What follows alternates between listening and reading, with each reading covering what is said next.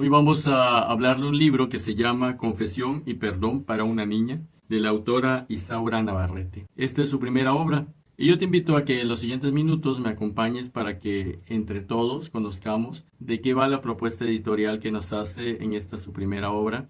Esta es una obra provocadora en el sentido de la temática que aborda sobre las complejidades familiares y los entornos complicados de crecimiento de los niños, especialmente de las pequeñitas, que nos invita a adquirirla, a leerla, a meditarla y a tomar un punto de reflexión sobre las realidades que nos rodean, que están ahí, que muchas veces no somos capaces de percibir de manera inmediata. ¿Me acompañas?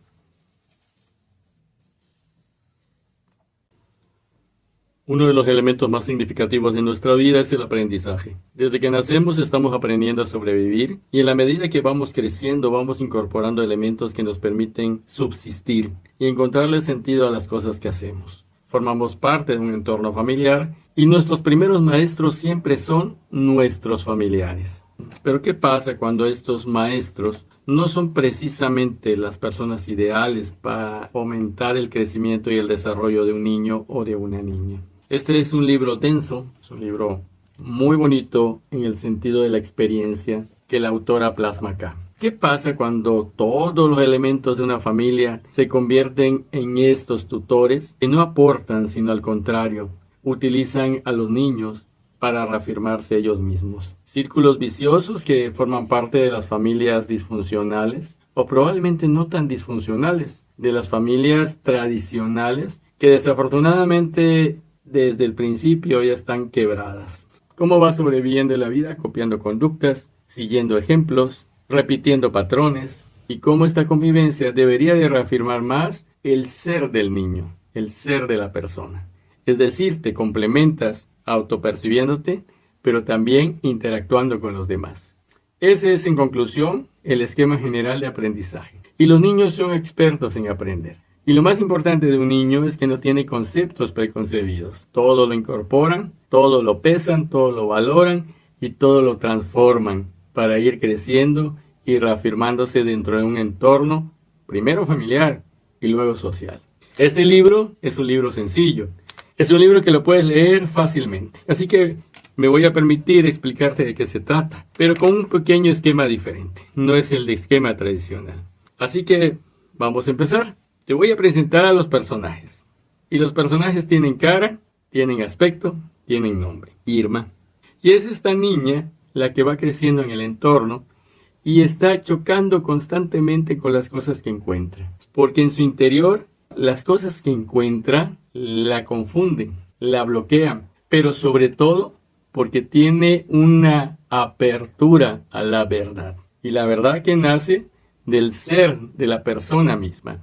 Es decir, una persona que juega determinado papel dentro de un rol familiar también debe tener coherencia. Y cuando te topas con que las personas que están a tu alrededor no tienen coherencia, te conflictúa. Sin embargo, es curioso porque no todos los niños tienen esta capacidad para percibir qué es lo correcto de lo que no lo es.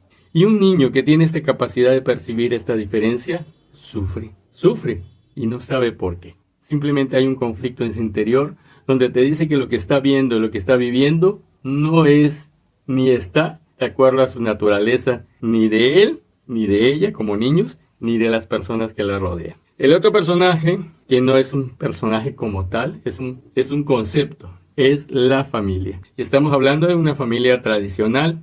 Y cuando digo una familia tradicional, es la clásica familia donde está papá, mamá, hijos, hijas, tías, abuelos, interactuando constantemente. Sin embargo, es un personaje también. Yo lo tomo como un personaje. Ya van dos, Irma y la familia. Porque se trata de Irma y los demás, como conjunto. Y esta es una familia tradicional. Cuando digo tradicional, me estoy refiriendo a que es una familia que repite esquemas, que hereda conceptos, que hereda comportamientos, que hereda costumbres. Esas son las familias tradicionales. Desafortunadamente no siempre lo que se hereda es lo adecuado. Y ahí viene la crisis. El otro personaje, que no es un personaje de carne y hueso, sino es una especie de concepto, es el entorno social. Las familias generalmente están vinculadas a entornos sociales y estos entornos sociales influyen en ellas. Esto es curioso, porque las familias en su núcleo deben ser fuertes, firmes, porque se basa en la fortaleza de cada uno de los miembros de la familia y de cómo se van reafirmando y cómo van creciendo. Pero los entornos sociales también influyen. Influyen de tal manera que golpean los lazos familiares y empiezan a desconfigurar los papeles que cada uno de los miembros de la familia juega. Es decir, el personaje de la familia se ve distorsionado por el personaje del entorno social. Es complejo, ¿verdad? El otro personaje que no está ahí como un personaje de carne y hueso, pero que lo es el personaje de las creencias, de cómo cada quien se autopercibe a sí mismo y cómo en esa percepción de sus capacidades no satisfechas busca utilizar a los demás para satisfacerse como persona. Es una creencia, es una manera de ser. Yo hago esto porque me hace sentir mejor, me hace sentir bien. Y la otra persona que tengo frente a mí tiene los elementos para que eso pase. Pero si la otra persona que está junto a mí no me lo da por su propia cuenta, entonces se lo quito.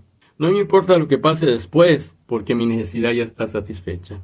Así que estos son los 4 personajes que están en la novela.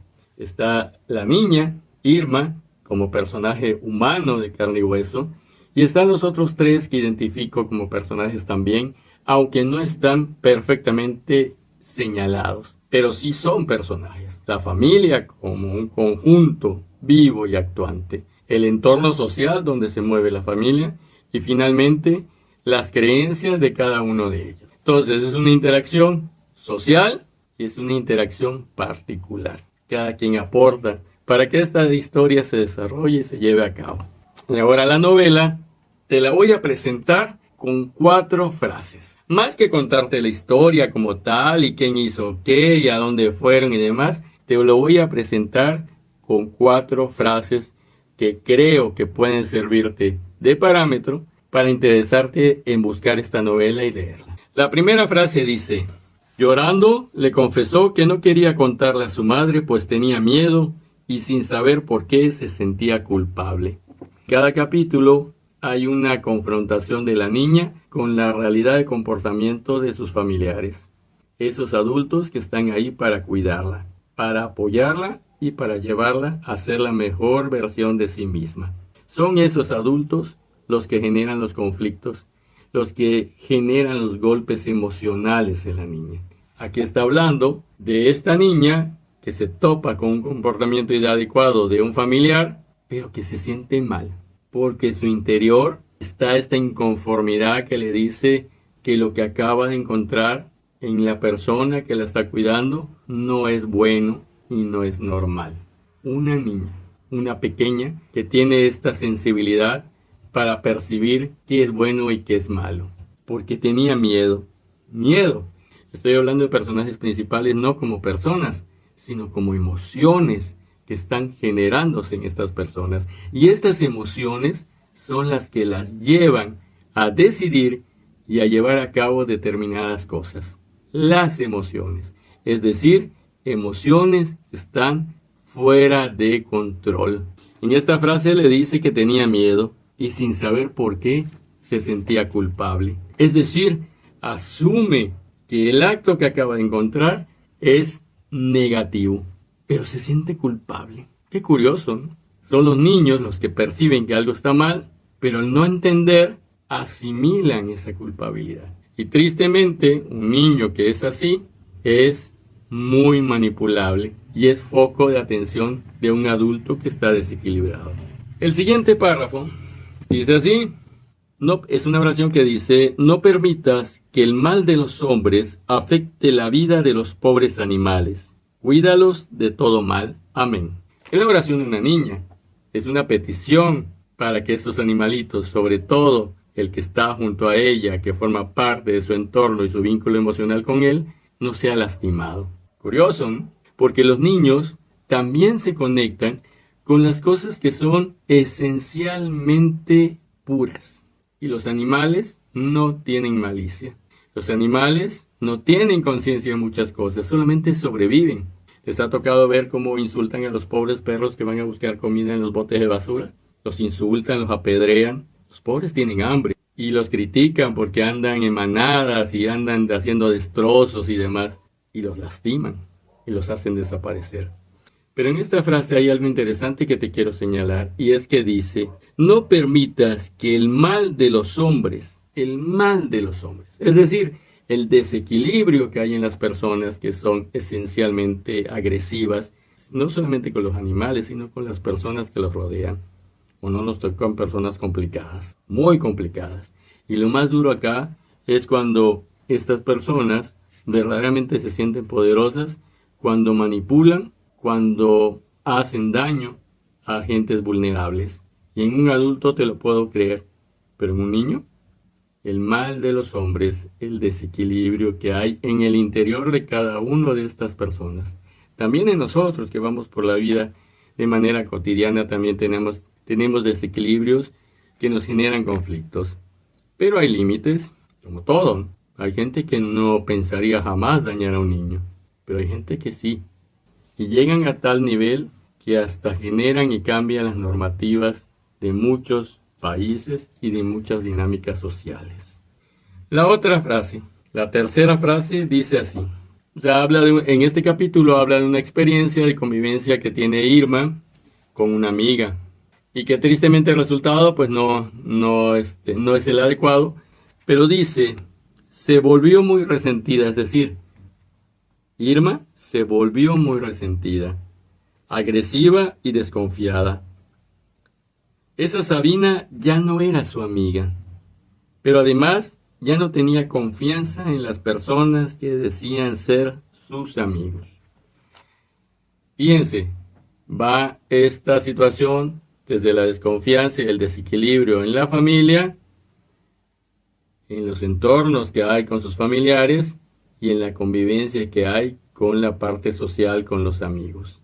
Lo que pasa en el entorno familiar, en corto, donde podemos decir, pues no hay trascendencia, finalmente sí tiene impacto en nuestra sociedad. Y las heridas de niño tienen repercusión en la adultez. ¿Les suena eso? La curación del niño interior, de cómo vamos arrastrando heridas de la niñez hacia la adultez, y podemos tener 80 años, y hay gente porque todavía no llego a los 80, pero no falta mucho, dicen por allá, pero hay gente que sí, a los 80 años se acuerdan de algo que pasó cuando tenían 5 años, y que han ido arrastrando. Son las heridas que no terminan de cerrar, y que permanecen abiertas toda la vida. La última frase es una frase también muy dura que dice: pero ella sabía, está hablando de la mamá de Irma. Y está hablando del conflicto que la mamá de Irma tiene en relación con su esposo. No lo quieren, pero no lo puede dejar porque son varios con hijos. Entonces ella dice: pero ella sabía que con tantos niños nadie podría mantenerla y que dependía de manera total de ese monstruo en forma de hombre. Aquí hay dos ideas.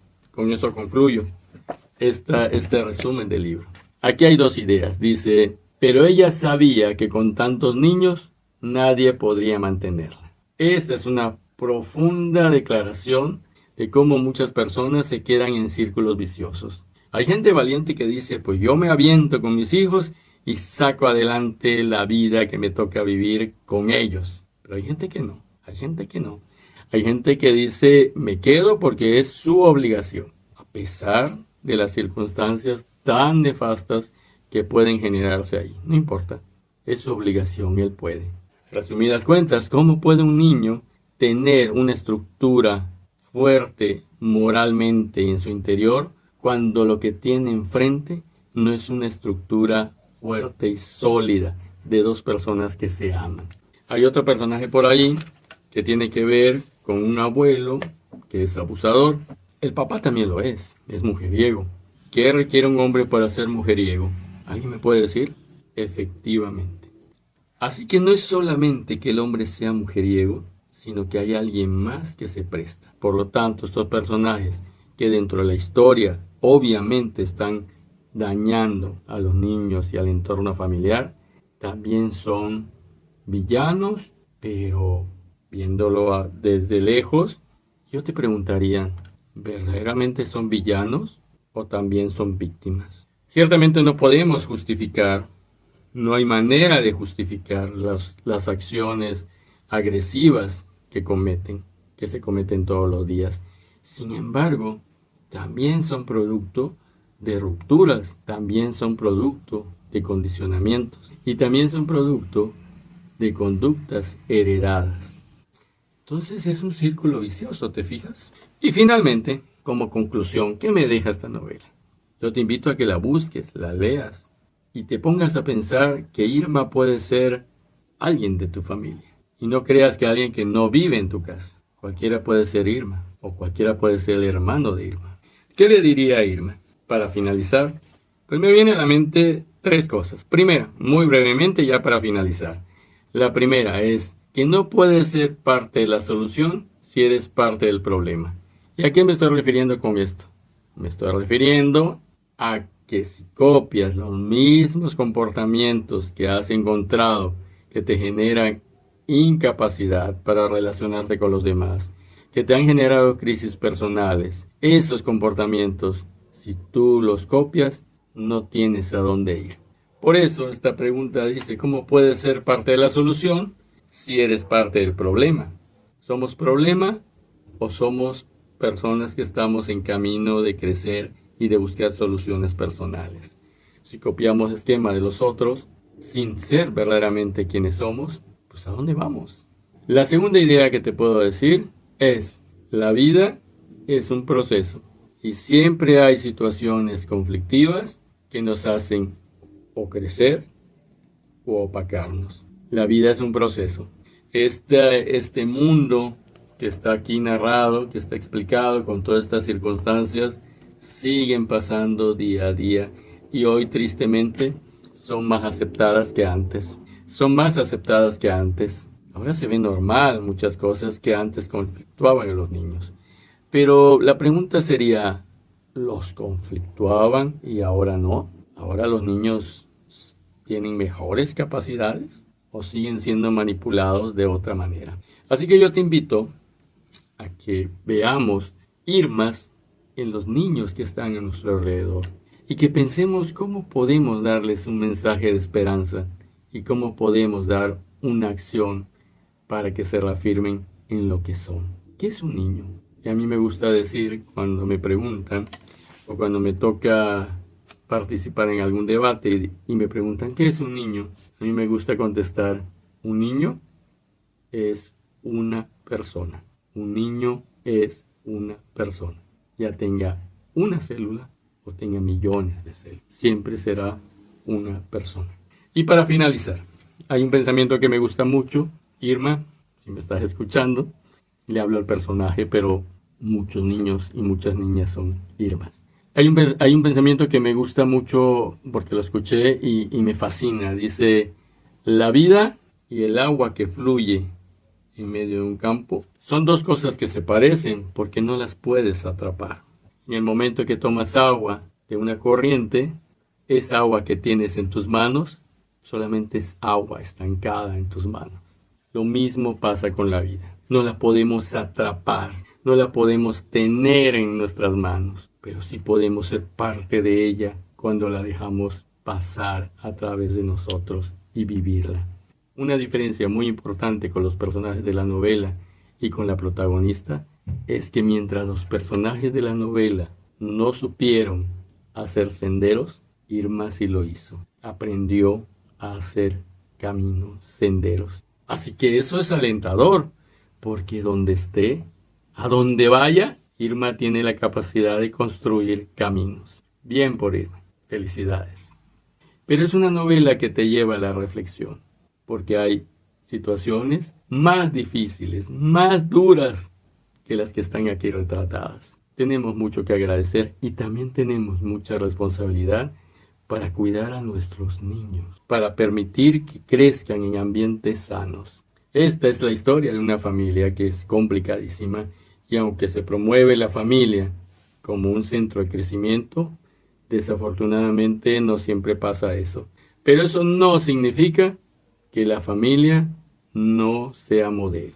Al contrario, la familia es modelo. Porque probablemente en esta familia disfuncional, esta familia vista de lejos, Probablemente fue la balsa por medio de la cual Irma no se hundió. Irma siguió luchando y preguntándose qué es la vida y amando la vida en medio de las contradicciones. Bien por Irma y por todas las Irmas del mundo. Hay mucho trabajo por hacer todavía. Que estén bien. Bendiciones.